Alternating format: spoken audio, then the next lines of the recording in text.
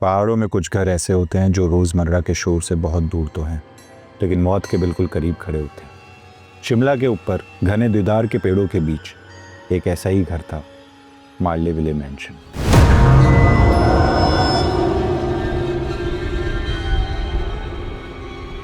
कुछ आवाज़ें वक्त के साथ खामोश नहीं होती, वो बस इंतज़ार करती हैं कि कोई उन्हें दोबारा सुन ले।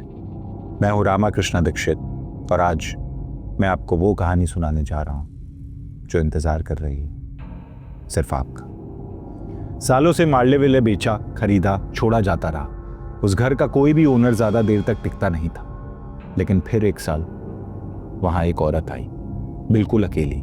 उसका नाम था अंकिता सेन। उसे सिर्फ ये पता था कि ये प्रॉपर्टी सस्ती है, बड़ी है और इन्वेस्ट करने लायक है। उसे ये कभी किसी ने नहीं बताया कि घर का सबसे महंगा हिस्सा वो है जो दिखाई ही नहीं देता, उस घर का सबसे खौफनाक रहस्य। रात के 2 बजे शिमला की ठंडी हवा में सांस भी रुक रुक कर आ रही थी। शहर नीचे सो रहा था, लेकिन पहाड़ों के ऊपर ये मैंशन कभी नहीं सोता। उस रात एक लड़के ने अपने व्लॉग के लिए ड्रोन उड़ाया।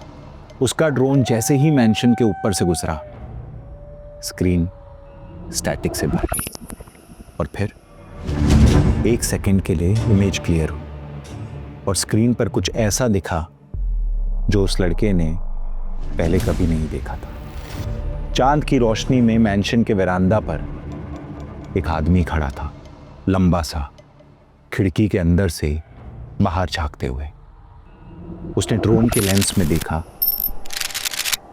और धीरे से मुस्कुराया। ड्रोन टूटकर तुरंत नीचे गिर गया।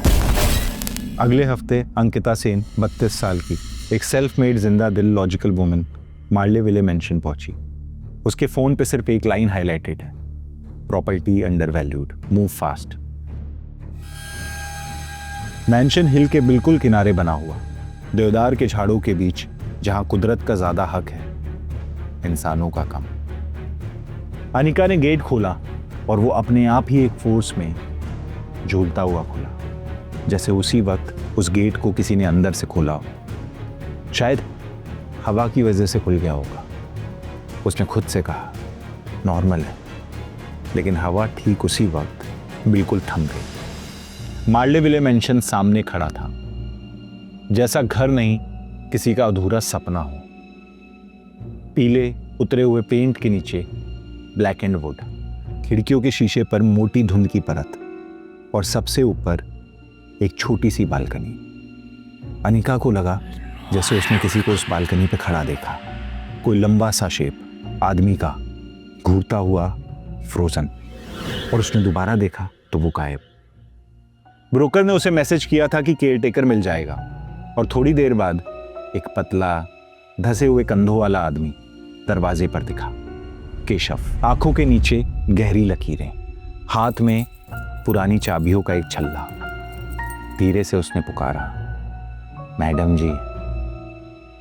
अनिका, मैं बायर हूं। उसने प्रोफेशनल स्माइल के साथ हाथ आगे बढ़ाया। केशव ने हाथ नहीं मिलाया, बस हल्का सा सर झुका दिया और कहा, यही है मार्ले विले मैंशन। सब डॉक्यूमेंट्स तैयार हैं, सिर्फ एक बात है, रात को ऊपर वाला कॉरिडोर बंद रखना। केशव ने सीधा उसकी आंखों में देखा, और लास्ट वाला कमरा, उसकी चाबी तो आपको मिलेगी, लेकिन उसे मत छेड़ना। अनिका ने बहुत कैजुअली उससे पूछा, क्यों? कोई स्ट्रक्चरल इशू है या कोई लीगल केस चालू है प्रॉपर्टी पे? केशव ने हिचकिचाते हुए कहा, वो स्ट्रक्चरल नहीं, लेकिन वो कमरा लोगों को कैद करता है। वो हंस पड़ी। कैद करता है मतलब?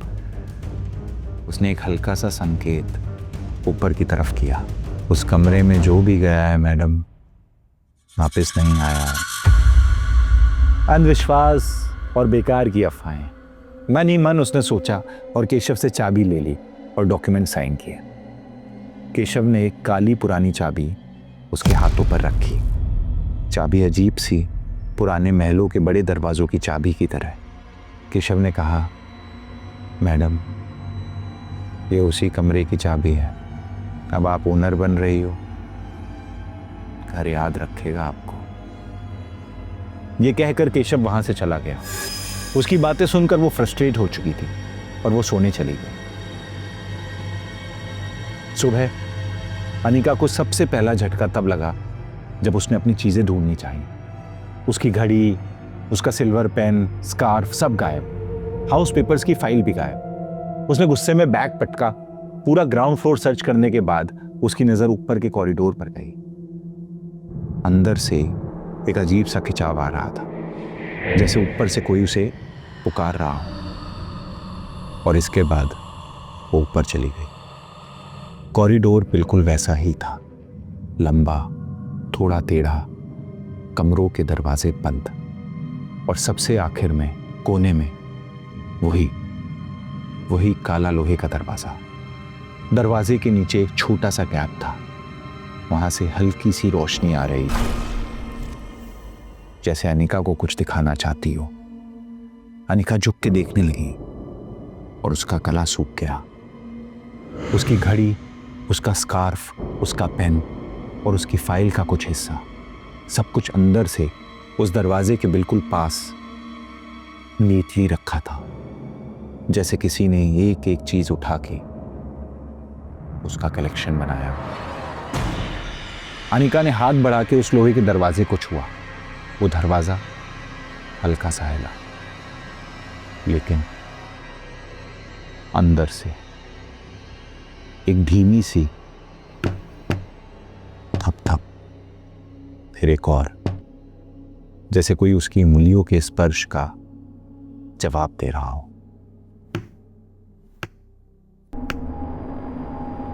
हर नॉक के साथ कॉरिडोर की रोशनी थोड़ी सी डिम होती जा रही थी।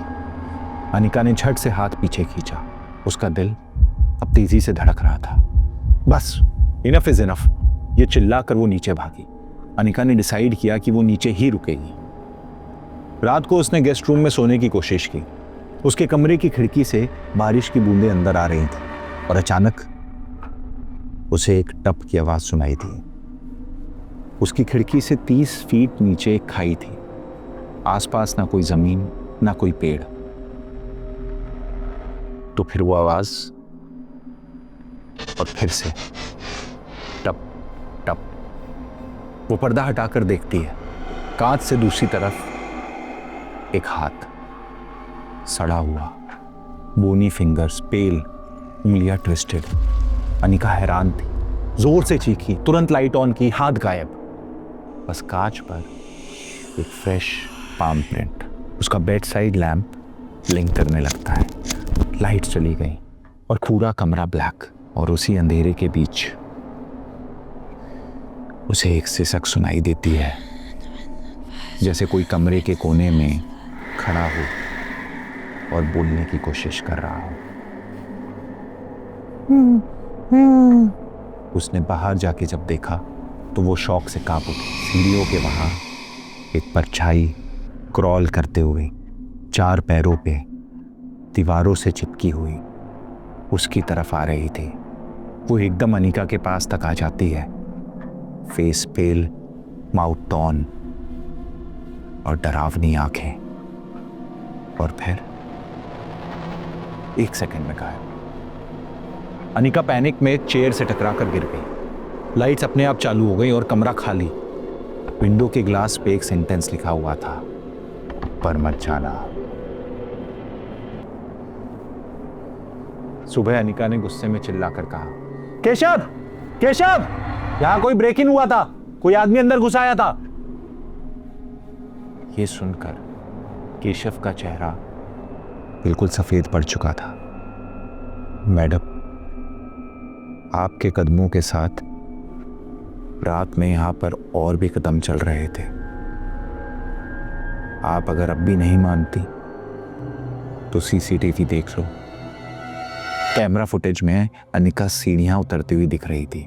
उसके पीछे एक और शैडो क्रॉलिंग सीलिंग पर। उसके मूवमेंट्स बिल्कुल अनिका की तरह, लेकिन उल्टे पांव, अपसाइड डाउन।